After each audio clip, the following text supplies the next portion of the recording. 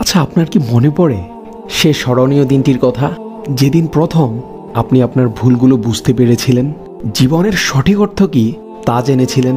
মনে পড়ে কি সে দিনটির কথা, যেদিন আল্লাহ আপনাকে প্রথম হেদায়েত প্রাপ্ত করেছিলেন?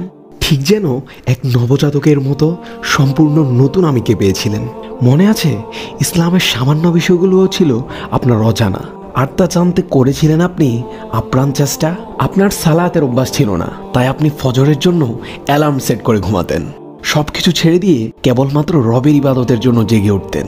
মনে আছে যখন আপনি ছোটোখাটো সূরা দোয়াগুলোও পারতেন না, কাগজে লিখে কিংবা মোবাইল স্ক্রিনশট নিয়ে মুখস্থ করার চেষ্টা করতেন? যে দিনগুলোতে আপনি আপনার অনেক পছন্দের মানুষগুলোকে ছেড়ে দিয়েছিলেন, অনেক বছরের সম্পর্ক থাকার পরও, কারণ আপনি বুঝতে পেরেছিলেন যে তারা আপনার জন্য নন মাহরাম ছিল। মনে আছে যেদিন আপনি আল্লাহকে খুশি করার জন্য নিজের বেপরদা অতীতকে মুছে নিজেকে আরেক ধাপ আবৃত করা শুরু করেছিলেন?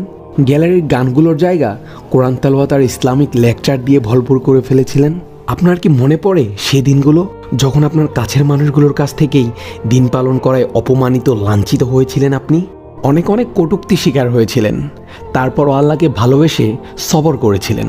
কতটা মধুর ছিল সেই দিনগুলো, সেই ইমানের স্বাদগুলো। আল্লাহ কেবল তার প্রিয় বান্দাদেরই হেদায়েত প্রাপ্ত করেন। অনেকেই হেদায়েত পাওয়ার আগেই পাড়ি জমান ওই না ফেরার দেশে।